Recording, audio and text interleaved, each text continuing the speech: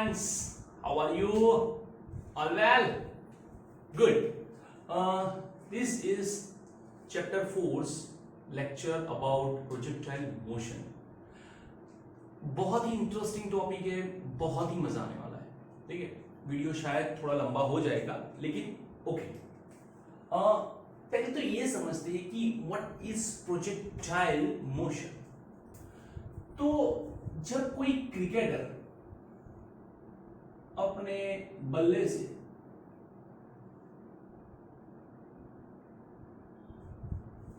किसी बॉल को सिक्सर लगाने के लिए शॉट मारता है, तो वो बॉल धीरे धीरे धीरे धीरे धीरे धीरे ऊपर आती है और वापस से नीचे आ जाती है. उसे ये ध्यान रखना है कि बॉल कितनी दूर जाएगी. ओके, क्योंकि अगर वो ज्यादा दूर नहीं गई तो नीचे फील्डर के हाथ में आ जाएगी. और जो ऑडियंस होती है उनके लिए क्या मजा होता है कि बॉल कितनी ऊपर जाती है. अगर ऑडियंस को इंप्रेस करना है तो बहुत ही ज्यादा ऊपर मारनी पड़ेगी, और खुद को सेफ रखना है तो बहुत ही ज्यादा दूर मारनी पड़ेगी. तो उसे परफेक्ट एक एंगल सेटअप करके, कोई एंगल सेटअप करके उसे बॉल को मारना है. अगर एंगल सेटअप नहीं होता है तो प्रीवियस चैप्टर में पहुंच जाएंगे कि विदाउट एंगल ये इस ओर जाएगा, और विथ 90 डिग्री एंगल मतलब कि वो भी one kind of without angle ही वो ऊपर जाएगा. दो टाइप की मोशन थी. यहां पे हमें मोशन का एक तीसरा टाइप समझना है, और वो है कर्वेचर मोशन. उसका पूरा पाथ एक कर्व पाथ है. ठीक है, उस कर्व पाथ के अंदर उसे बहुत ज्यादा आगे भी जाना है, बहुत ज्यादा ऊपर भी जाना है, और अपने डिजायर्ड डेस्टिनेशन पे पहुंचना है. यही चीज अगर हम लोग क्रिकेट की जगह पे फुटबॉल के लिए भी अप्लाई कर सकते हैं. तो this motion is called projectile motion. और इस मोशन में आपको एक बात याद रखनी है कि बॉडी एक्स डायरेक्शन में भी मूव करेगी, वाई डायरेक्शन में भी मूव करेगी. यहां पे इस पॉइंट और इस पॉइंट को छोड़ के, ये दो पॉइंट को छोड़ के जो आपका बॉल होगा वो हवा में है. कहां है? हवा में है.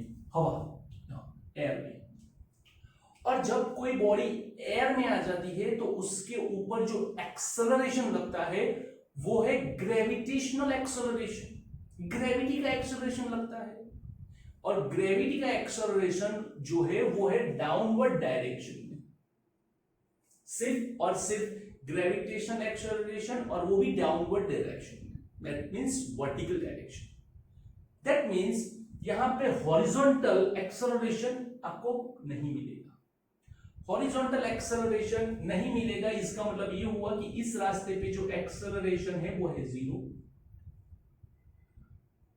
Acceleration means delta v by delta t equals to 0. therefore delta v equals to 0. vf minus vi equals to 0. vf equals to vi. that means constant value इसे बोलते हैं. क्या बोलते हैं? constant value बोलते हैं. तो entire the motion, the x component of the velocity becomes constant. Okay, पूरे मोशन में जो x कंपोनेंट है वो एक कांस्टेंट रहेगा, और जो y कंपोनेंट होगा वो ही आपका वेरिएंट आएगा. किसका? वेलोसिटी का. तो चलो ध्यान से देखते हैं.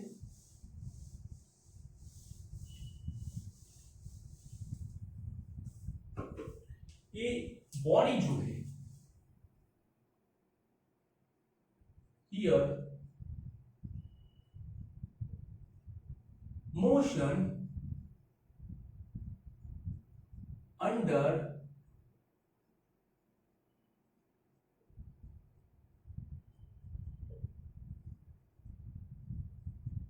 gravitational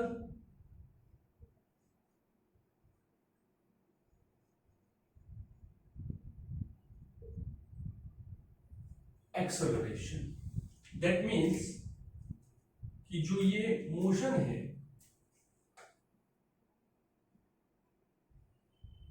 कि बॉडी और ball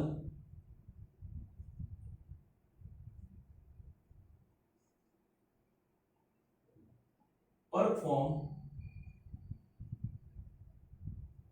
motion under vertical acceleration which is by gravity and constant speed in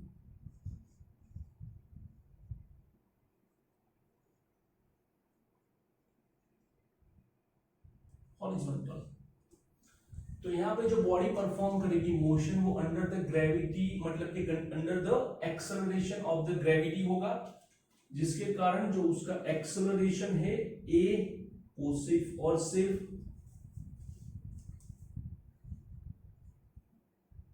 minus g j caret y minus because in downward direction. So x component of the acceleration is absent, there is no caret I, and y component of the acceleration it's minus g. Let's see.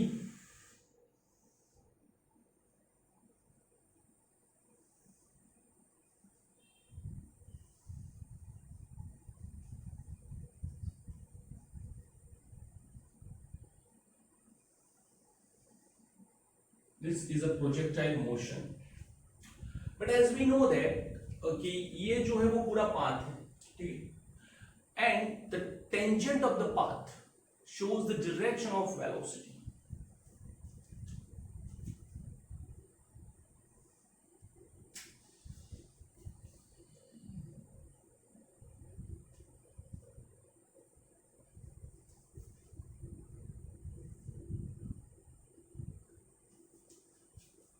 यह है velocity v0 tangent at origin, this angle is theta।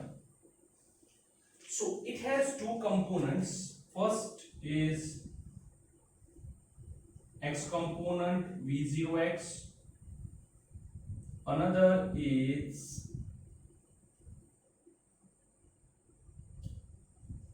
y component v0y। so velocity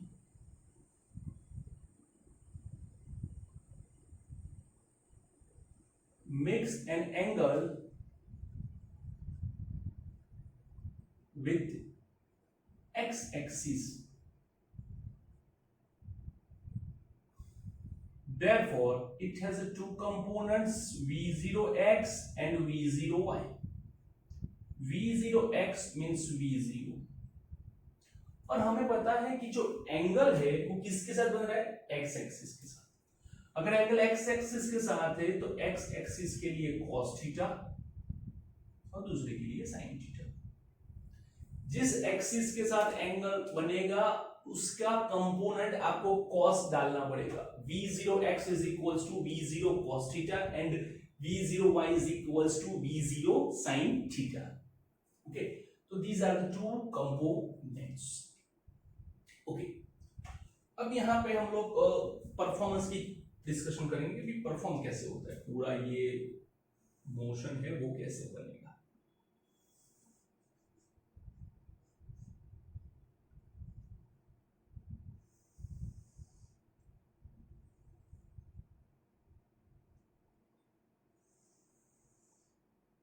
ये motion, ठीक है।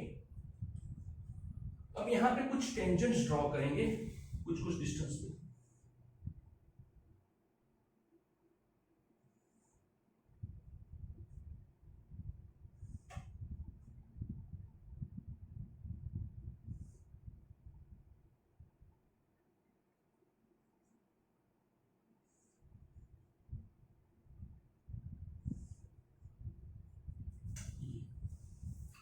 तो ये हो गई अपनी स्टार्टिंग वेलोसिटी v0, उसके बाद कोई t टाइम की वेलोसिटी v, उसके बाद ये भी कोई वेलोसिटी है v, ठीक है, ये भी कोई वेलोसिटी है v और ये भी कोई वेलोसिटी है v, ठीक है, हर एक अलग अलग वेलोसिटी।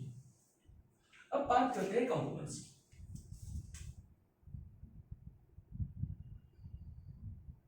ये इसका कंपोनेंट्स हुआ x कंपोनेंट्स v0x,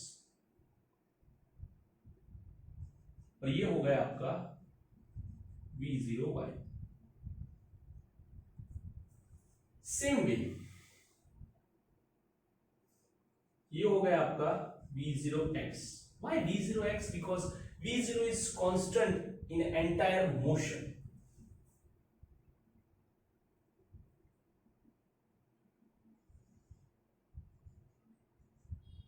ये v है। अब ध्यान से देखो, पहला जो कंपोनेंट था उसके कंपेयर में ये दूसरा कंपोनेंट बहुत ही छोटा हो गया। जब ये पीक पॉइंट पे आएगा तब आपका वेलोसिटी का y कंपोनेंट जो है वो 0 हो जाएगा और ये सिर्फ और सिर्फ आपका x कंपोनेंट बचेगा px। ठीक है,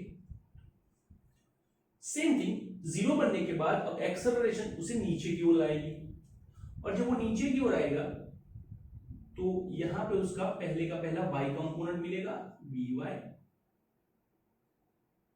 और ये होगा v0x। सेम वे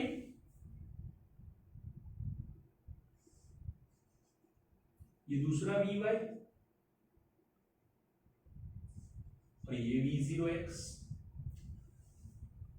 ऑलमोस्ट इसे छोड़ के सब v0x की लेंथ ऑलमोस्ट कॉमन है, क्योंकि ऐसा नहीं है कि भाई आपको v0x की लेंथ कॉमन ही रखनी है, but due to some limitation of the boards and this figure is drawn without the scale, ठीक है, तो उसके कारण यहाँ पे थोड़ा चेंजेस मिला है। लेकिन आपको सिर्फ y कंपोनेंट के चेंजेस देखने, ये बड़ा, ये छोटा, ये 0, फिर थोड़ा बड़ा और फिर बड़ा। तो यहां से वेलोसिटी y कंपोनेंट ऊपर जाएगा, धीरे धीरे धीरे यहाँ पे आएगा, ठीक है, और यहाँ पे आते ही उसका कंपोनेंट 0 हो जाएगा y, फिर वापस से वो नीचे की ओर आएगा और इंक्रीज करेगा वेलोसिटी, और यहाँ पे उसकी मैक्सिमम वेलोसिटी से वो कोलाइड होगा नीचे की।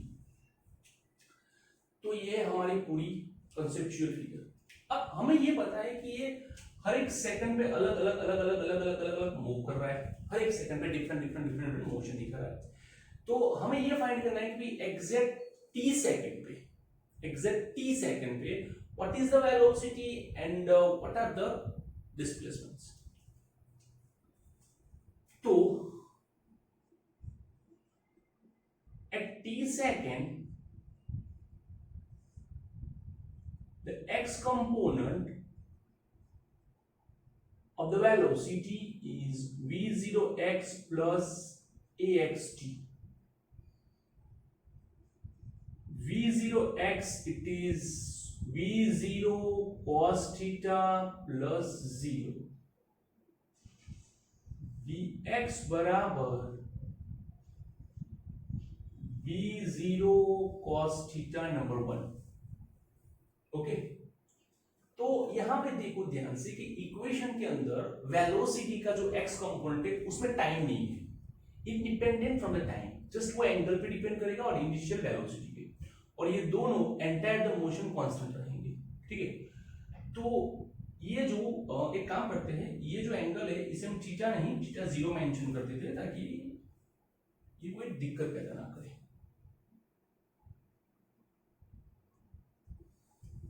क्लियर? तो यहां पे आप ध्यान से देखो कि vx इज equal to v0 cos theta 0, जिसमें t नहीं है, मतलब इंडिपेंडेंट फ्रॉम द टाइम, ना तो हाइट है मतलब इंडिपेंडेंट फ्रॉम द हाइट, कोई भी चीज पे वो डिपेंड नहीं करती, जस्ट इनिशियल वेलोसिटी और इनिशियल एंगल जो कि फिक्स होता है, तो ये एंटायर द मोशन कांस्टेंट रहेगी। सेकंड उसका y component vy is equals to v0 plus ay, v0 it is equals to v0 sin theta minus gt। number 2 clear? Next is second displacement, x minus x0 is equals to v0 xt plus half axt square। अब x0 जो है वो 0 है because origin से startup है इसका, तो ये 0 है, so initial position is 0, v0 cos theta into t plus 0 because ax is 0, So x component of the motion is v0 cos theta 0 into t. Number 3. Okay, अब बात करते हैं y कंपोनेंट की. Number 4. y minus y0 is equals to v0 yt plus half a by t square. Okay, y minus 0 equals to v0 sin theta 0 t minus half g square. Y is equals to v0 sin theta 0 t minus half gt square. Number 4. ठीक है, तो ये हो गए उसके कुछ equations जिससे parameters जो हमें याद रखने हैं कि vx क्या है, vy क्या है, x क्या है, y क्या है, और उसके रिगार्डिंग हम कुछ फॉर्मूलाज यहाँ पे डिराइव करेंगे ड्यूरिंग द मोशन, और उसके बाद डिस्कस करेंगे उसके कुछ स्पेशल केसेस. ओके, और टिल देन पहले ये लिख लो.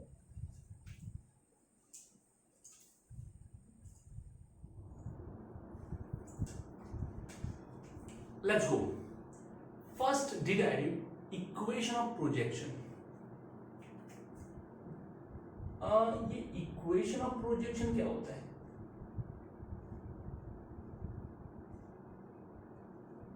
कोई बात नहीं, इसको इजी कर देते हैं.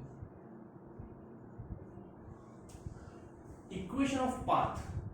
अब इक्वेशन ऑफ पाथ मतलब कि यहां पे जो आपने फिगर ड्रॉ की, क्या फिगर ड्रॉ की है कि एक कर्व फॉर्म लिया है एक्सिस के अंदर. एक्सिस कौन है? एक्स एक्सिस है और वाई एक्सिस है. ठीक है, एक्स और वाई एक्सिस में जब हम कर्व फॉर्म करेंगे तो हमारे पास एक इक्वेशन होना चाहिए जो कि एक्स और वाई के रिलेटेड होता है. यहां पे एक्स और वाई इंडिविजुअल इक्वेशन लेके बैठे हैं. एक्स के इक्वेशन में वाई नहीं है, वाई के इक्वेशन में एक्स नहीं है.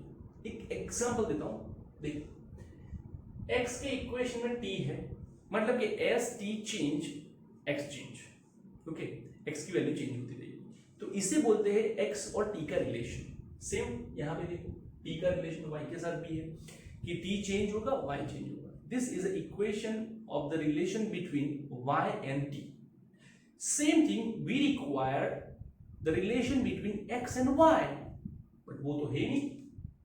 तो वो जो x और y का जो रिलेशन बनेगा, that's called the equation of projection और ट्रैजेक्टरी और पाथ. ओके, तो सबसे पहले एक चीज याद रखो कि भाई x और y का रिलेशन लेना है तो मैं तो हर बार एक ही चीज करता हूं कि उनका रेशियो ले लेता हूं. ठीक है, जो कुछ भी कैंसिल हो जाएगा, फिर x को हम ऊपर लेके जाएंगे और y इक्वल टू समथिंग और x हो जाएगा. बट यहां से ये रेशियो का काम नहीं चलेगा. क्यों नहीं चलेगा? तो अब ध्यान से देखो कि y के इक्वेशन में एक स्टेप और दूसरे स्टेप के बीच में माइनस है, और जब मैं रेशियो लूंगा तो उसे पूरी तरह से जस्टिफाई नहीं कर पाऊंगा. तो इसीलिए रेशियो लेना मतलब कि थोड़ा डिफिकल्ट हो जाएगा, क्योंकि इसके पास t है, इसके पास t स्क्वायर है, और इसके पास सिर्फ t है. तो t भी रहेगा, x भी आ जाएगा, y भी रहेगा, और तीन पैरामीटर हो जाएंगे एक ही इक्वेशन में, जो कि हमें नहीं चाहिए. हम क्या चाहते हैं कि भाई x चेंज हो तो y चेंज हो, t के डिपेंडेंट कुछ नहीं चाहिए. तो t को सबसे पहले रिमूव करते हैं. कैसे रिमूव करेंगे? किसी भी एक इक्वेशन में से आप उसे सब्जेक्ट बना लो. एक इजी पैटर्न ये है. तो ठीक है सर, यहां से बना देते हैं. t को सब्जेक्ट, ये नीचे, इसमें t डाल देंगे. सर नीचे नहीं बना सकते? यस, बना सकते हो, लेकिन नीचे बनाने में आपको डिफिकल्टी आएगी. कैसी? तो इसके पास t है और इसके पास t स्क्वायर है, मतलब ये दो है. अब ये जब दो आ जाएंगे तो आप एक चीज फेस करोगे, और वो है कि एक t रहेगा और एक t निकलेगा. अगर आप directly by force t square निकाल दोगे तो इसके डिनोमिनेटर में t आ जाएगा. तो कहीं ना कहीं t रहेगा ही रहेगा, और मुझे t 100% रिमूव करना है. तो मैं क्या करूंगा कि from equation number 3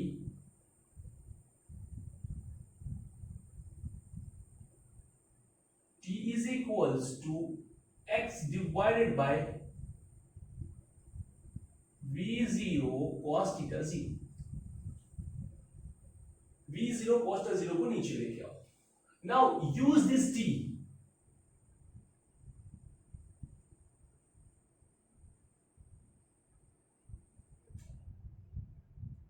In equation number 4. So y is equals to v0 sin theta 0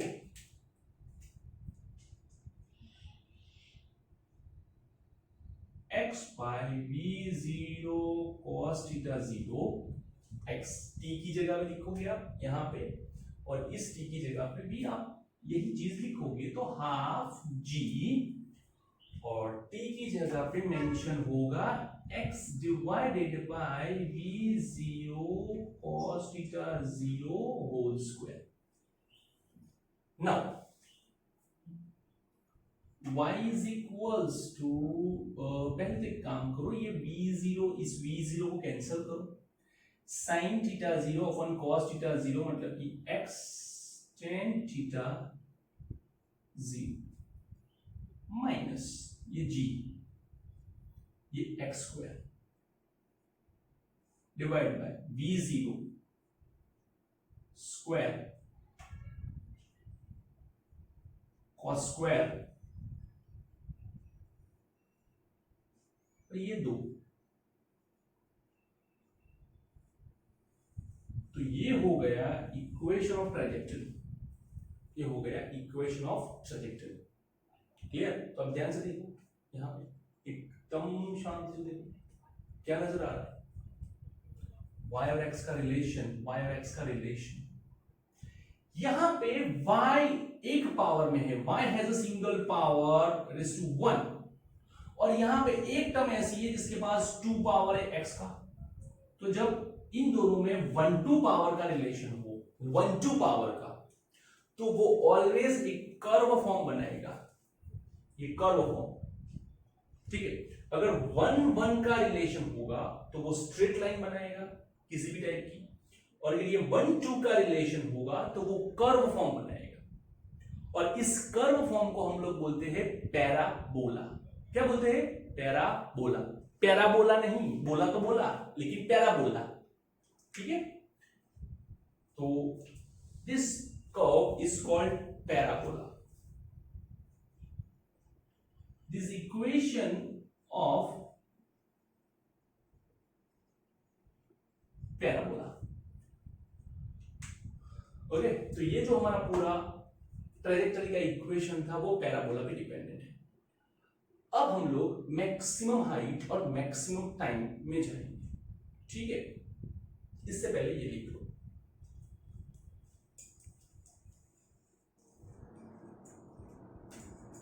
let's find out maximum height and maximum time. Okay, तो क्या होगा कि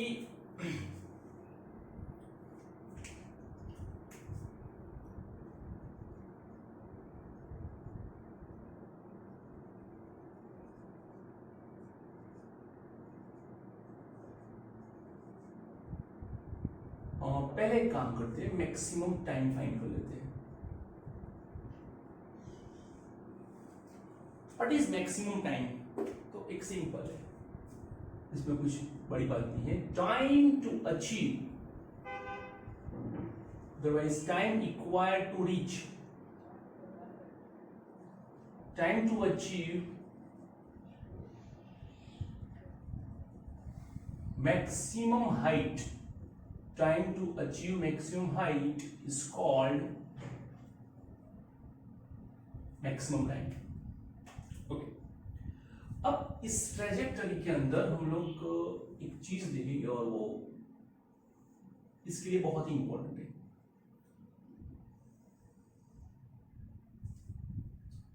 मैक्सिमम हाइट मतलब कि इस हाइट के ऊपर अब बॉडी ऊपर नहीं जा रही. ये हो गया हमारा y is equals to h. तो according to the chapter number 3, किसी भी बॉडी को अगर वर्टिकली ऊपर फेंकते हो, वर्टिकली ऊपर जाएगी, तो उसके लिए हमने एक बात बताई थी कि जब बॉडी की वेलोसिटी 0 हो जाएगी, ऊपर की वेलोसिटी, उसके बाद वो बॉडी नीचे आना शुरू करेगी, उसके बाद वो ऊपर जाएगी नहीं। ओके, तो velocity of y component, y component of velocity is 0, velocity y component of velocity is 0 when body achieve maximum height।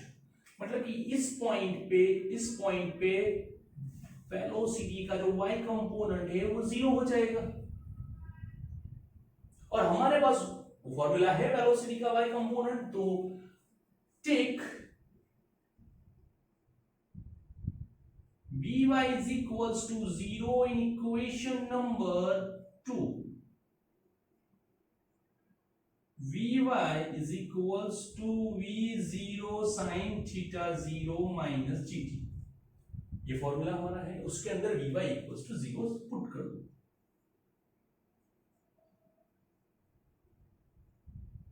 Minus, और उस टाइम पे जो टाइम होगा वो Tm बनेगा, Gtm। Therefore Gtm को इस तरफ लेके आओ, v0 sin थीटा 0 और Tm को सब्जेक्ट बनाओ, g नीचे।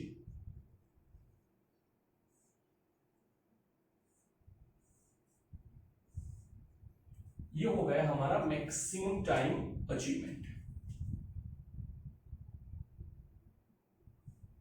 ओके, चलो अभी आगे बढ़ते हैं कि हमें फाइंड करना है maximum height.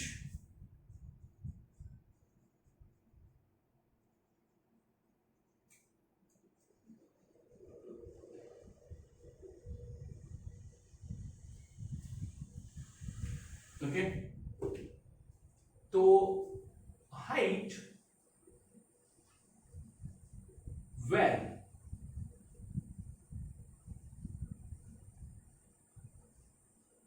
y component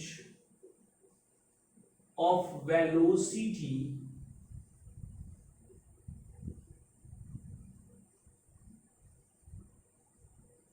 becomes 0 is called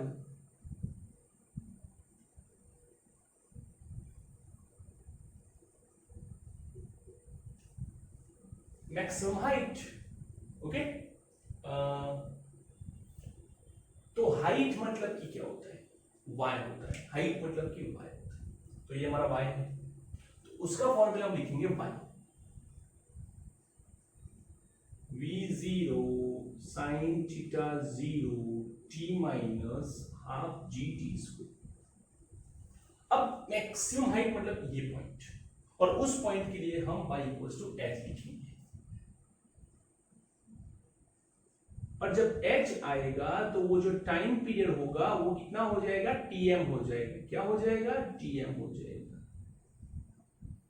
tm, t की जगह पे हम क्या मेंशन करेंगे, tm मेंशन करेंगे।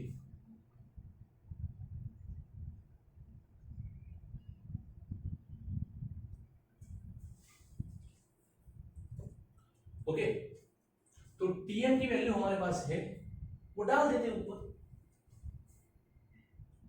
h is equals to v0 sin theta 0 minus half g। tm is equals to v0 sin theta 0 by g, v0 sin theta 0 by g whole square।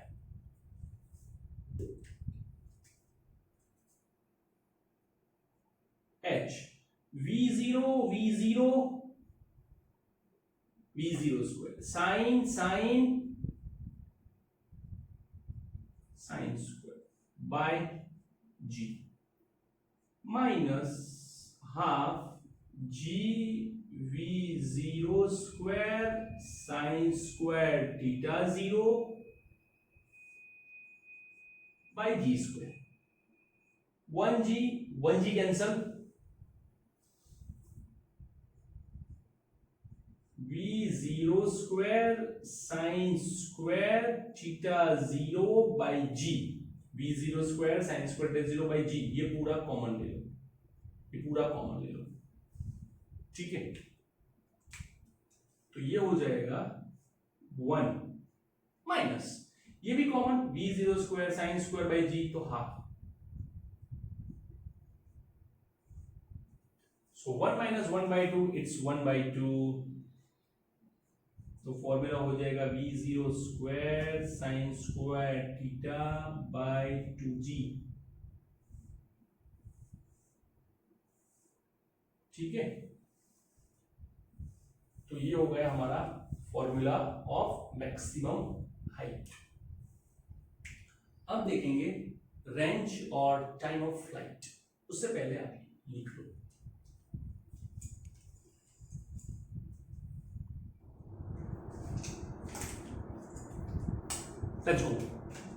Time of flight, तो time of flight क्या होता है, वो sir आप airport में जाओगे ना तो वहां पे आपको बहुत ज़्यादा टाइम ऑफ फ्लाइट मिलेंगे कि इस फ्लाइट का ये टाइमिंग, इस फ्लाइट का ये टाइमिंग, अरे भाई वो टाइमिंग नहीं चाहिए मुझे, टाइम टेबल नहीं चाहिए, मुझे क्या चाहिए कि टाइम ऑफ फ्लाइट मतलब कि ये जो बॉडी पूरे टाइम जो हवा में रहती है तो वो कितने टाइम हवा में उड़ती रहती है, दैट्स कितने टाइम ऑफ फ्लाई करती है।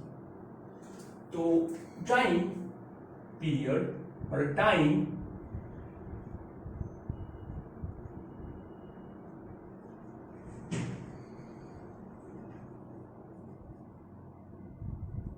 in which body is in air, okay. तो चलो फिगर से समझते हैं कि एग्जैक्टली किस किस टाइम में और कैसे कैसे केसेस होने चाहिए हमारे पास। पार्टिकल शुरू होता है यहां से, मोशन यहां पे खत्म होती है, इन दोनों में एक चीज कॉमन है और वो है हाइट, दोनों में हाइट आपको 0 मिलती है, दोनों में हाइट कितनी मिलती है, 0 मिलती है, क्लियर। तो देखो ध्यान से कि अगर हाइट 0 है तो इस ड्यूरेशन के अंदर बॉडी मोशन करेगी हवा में, और starting y equals to 0, ending y equals to 0, तो ये रहा हमारा y, तो y is equals to v0 sin theta 0 t minus half gt square, take y equals to 0, जैसे ही हमने 0 लिया v0 sin theta 0 tf, sorry tf minus half gtf, इस तरफ लेके आओ, half gtf whole square is equals to v0 sin theta 0 tf, 1 tf cancel, tf is equals to v0 sin theta 0 by g, और ये दो ऊपर जाएंगे,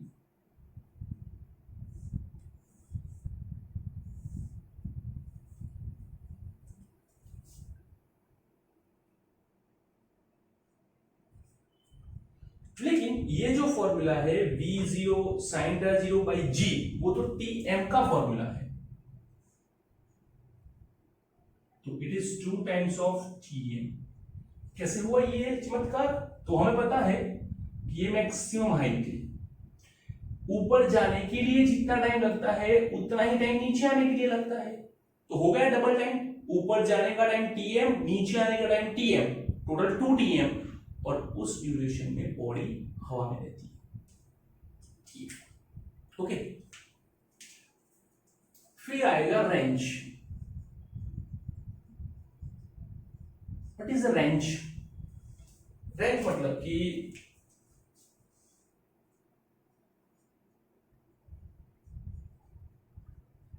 distance is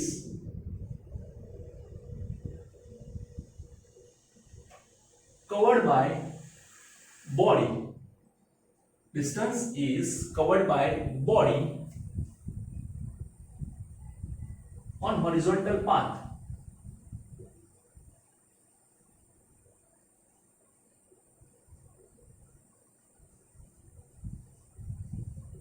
On horizontal path is called range. ये जो डिस्टेंस कवर होगा उसे range कहेंगे। लेंथ, ये रहा हमारा रेंज का area.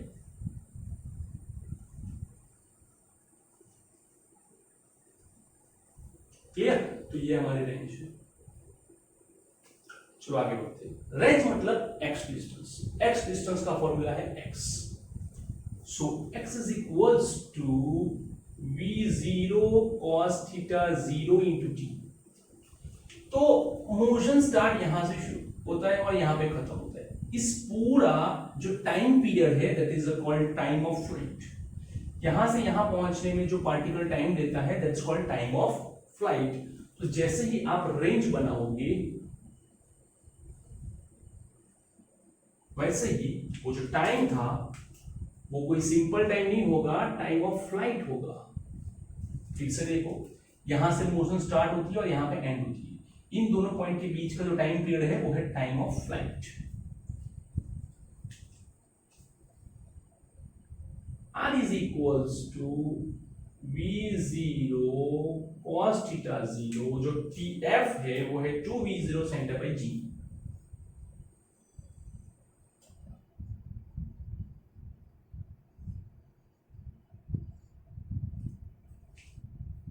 Okay, v0 v0 v0 square 2 sin theta 0 cos theta 0 by g।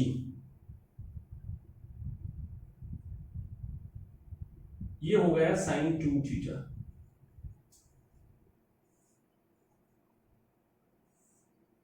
तो ये कैसे चमत्कार हुआ? तो देखो आता हूं।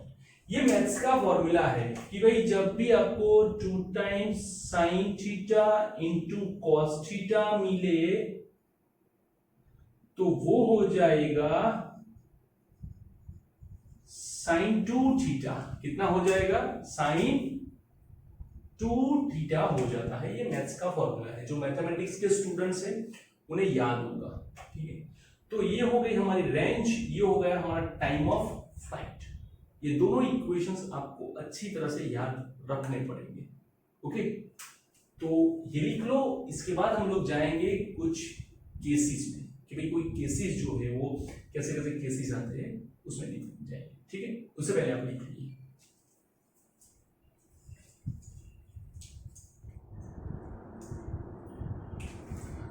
Let's go. पहला केस हम लोग ये डिस्कस करेंगे कि भाई कोई एक लड़का है, जैसे कि सपोज मैं हूं, ठीक है, और मुझे एक बॉल को ऊपर फेंकना है। तो मैंने जो फेंकना है, देखिए वो मेरी कैपेसिटी है, मतलब कि जो वेलोसिटी मैं फेंकूंगा वो एक फिक्स्ड होती है। मतलब ये मैंने फेंका फेंका फेंका, अपनी मैक्सिमम टू मैक्सिमम फोर्स वहां पे मैंने अप्लाई कर दिया।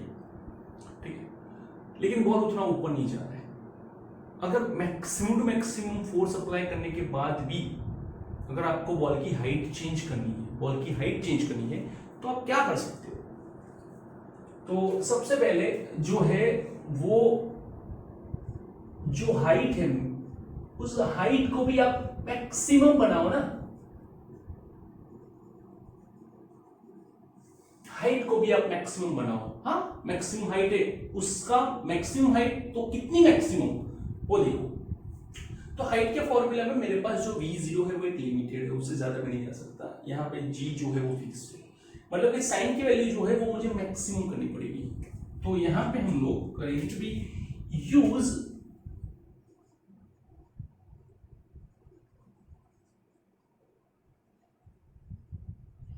Maximum value of sin square theta 0 and which is 1,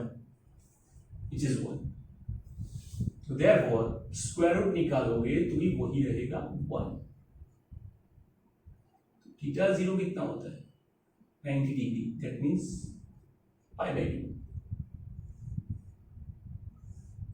तो जब ये पार्टिकल पाई बाई 2 एंगल से आप फेंकोगे, मतलब कि ये जो एक्स एक्सिस है, ठीक है, और उसका पाई बाई 2 मतलब लाइक दिस, तो ये जो 90 डिग्री बना, that's called a vertical motion, that's not a projectile motion, it is vertical motion.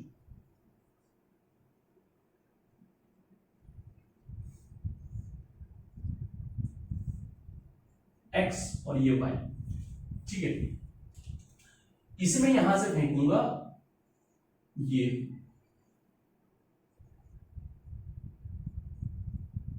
V0, और ये रहा हमारा 90 डिग्री का एंगल। तो ऐसे जब फेंकूंगा तो मुझे मैक्सिमम हाइट मिलेगी, और वो होगी x is equals to sine की वैल्यू 1 ले लो, V0 स्क्वायर बाई 2g। अब उसके लिए टाइम कितना लगेगा, तो वहां पर साइन की वैल्यू 1 ले लो, तो V0 बाई g। वापस आने में पूरा टाइम कितना लगेगा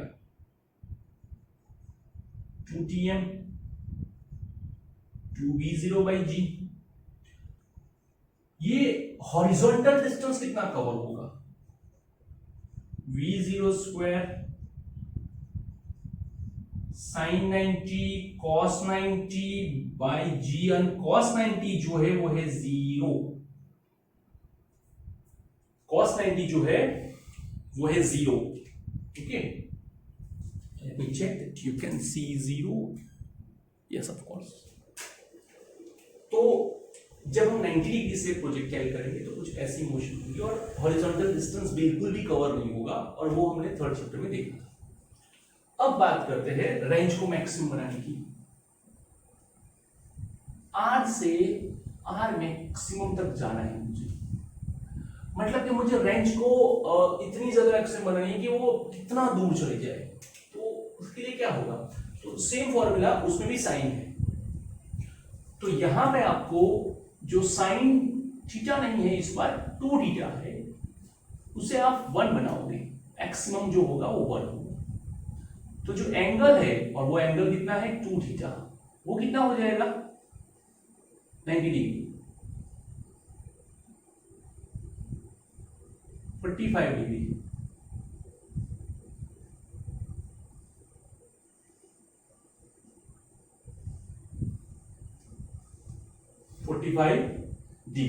अब जब 45 डिग्री पे आप प्रोजेक्टाइल करोगे तो मैक्सिमम रेंज कवर करेगी, और वो होगी R maximum is equals to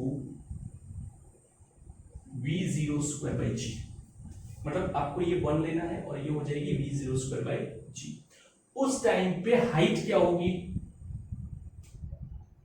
V0 square sine square 45 by 2g, V0 square sine square 45, it's 1/√2 whole square by 2g।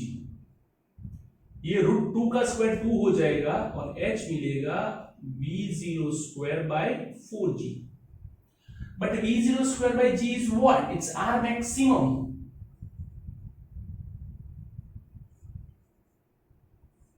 तो जो रेंज होगी मैक्सिमम रेंज का fourth part, take example, suppose ये x है और ये y है, बॉडी को प्रोजेक्टाइल किया और सिक्सर लगी 100 मीटर की।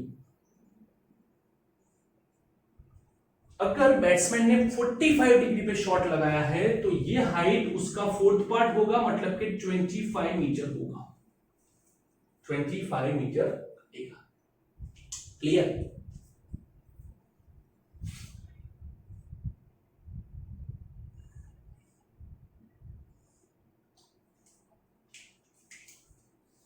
आगे चलते हैं, टाइम की बात करते हैं। तो यहां पे साइन 45 डाल देते हैं,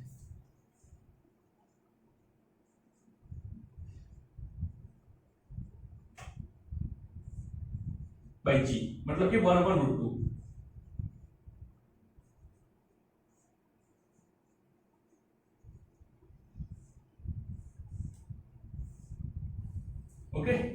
और जो टी एफ है वो 2 टाइम्स ऑफ टी एम है, मतलब कि √2v0/g। ये हो गया उसका टी एफ। तो h से h मैक्सिमम, r से r maximum. Let's take the ratio.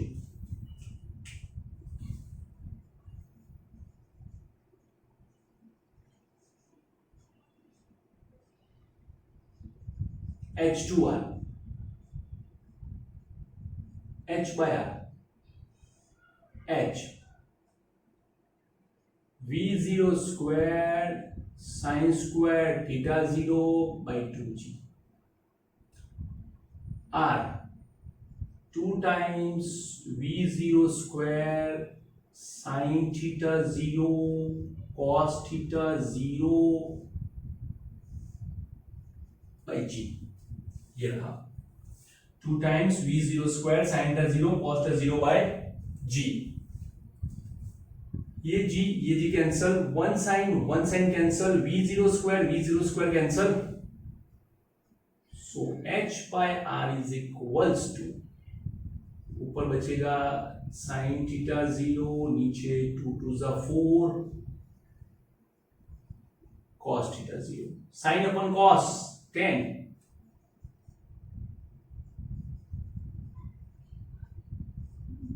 0/4। कुछ टाइम इसके न्यूमेरिकल्स भी आते हैं कि भाई हाइट जो है वो रेंज से आती है, या तो रेंज डबल है या रेंज ट्रिपल है, तो आप क्या करोगे। ठीक है, हम एक केस अभी डिस्कस करेंगे कि अगर हाइट और रेंज जब इक्वल होती है तो फॉर्मूला क्या बनता है। तो h/h is equals to tan theta 0/4 और ये हो जाएगी 1, और ऊपर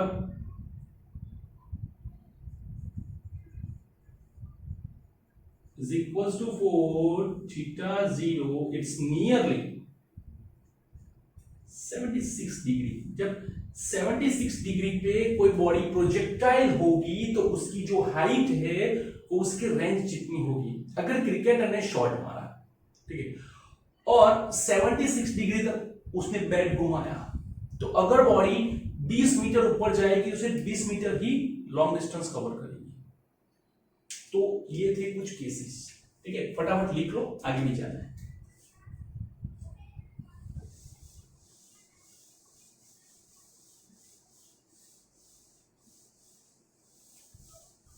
पोज करके लिखो, पोज करके। चलो आगे बढ़ते हैं।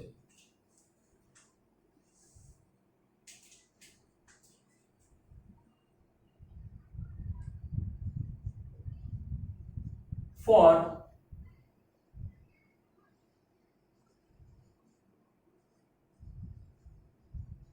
same velocity ranges are equal, r1 equals to r2 कब होगा वो आपको ध्यान रखना है।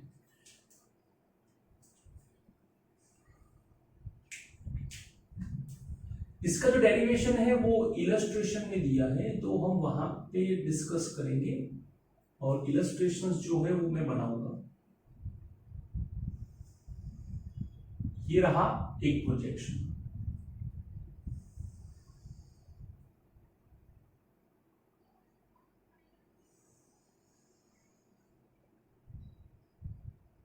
ये दूसरा प्रोजेक्शन, और ये जो डिस्टेंस है, ये डिस्टेंस चेक करो आप, दोनों के लिए सेम है, दोनों के लिए सेम है, बट इसकी जो वेलोसिटी है वो है v0 और इसकी जो वेलोसिटी है वो भी है v0, और ये जो एंगल बनेगा वो होगा θ2 और ये जो एंगल बनेगा वो होगा θ1।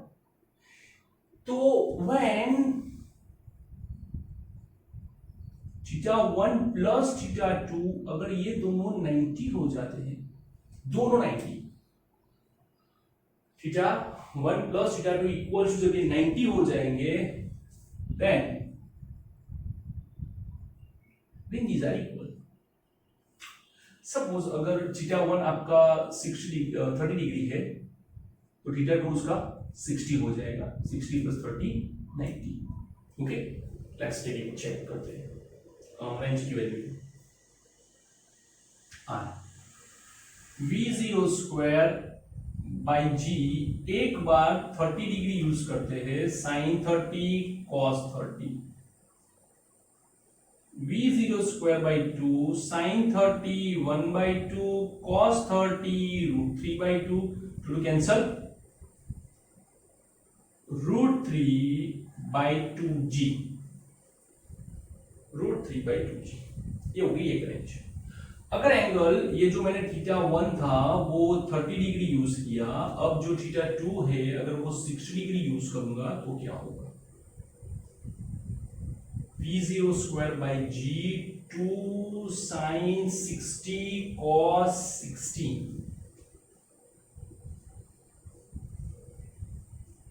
sin 60 √3/2 cos 60 1/2 to cancel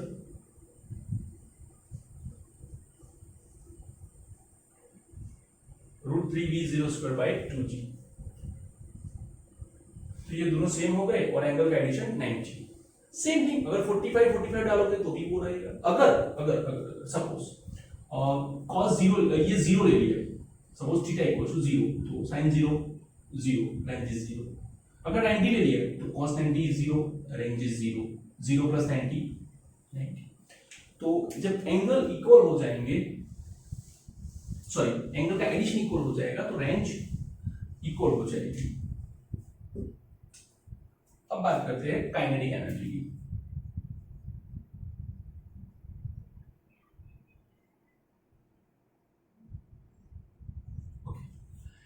kinetic energy सबसे पहले हम लोग इनिशियल पॉइंट पे लेते हैं, स्टार्ट पॉइंट पे।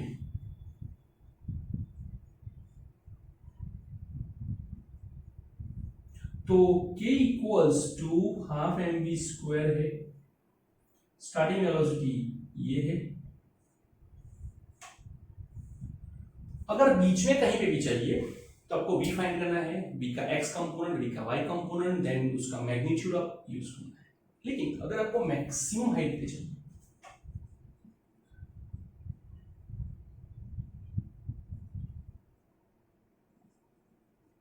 तो जो v है वो जस्ट V0x जितना है, मतलब कि V0 cos θ0।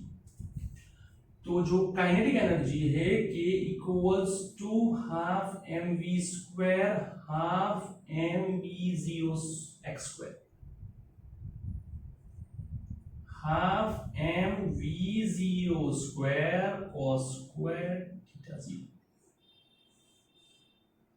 एक ये हुआ, लेकिन ½ mv0² is what? K0. Then you also can write K = K0 cos² θ0। आप ये भी लिख सकते हो, ठीक है, दोनों में से कुछ भी लिख सकते हो, that's your choice. Okay, clear? तो ये काइनेटिक एनर्जी का फॉर्मूला था और कुछ केसेस थे। तो ये है आज आपका प्रोजेक्शन का लेक्चर, जिसमें हमने सब कुछ कवर किया, उसके equations, trajectory equation, height, time of flight, range, maximum time, ठीक है, उसके कुछ केसेस भी हमने डिस्कस किए हैं। और जैसे जैसे आगे जाएंगे उस न्यूमेरिकल्स में और ज्यादा बढ़ेंगे तो और कुछ ज्यादा जानेंगे, ठीक है। लेकिन आज के लिए जस्ट इतना ही। If you like my video then please comment it. Thank you for watching my video.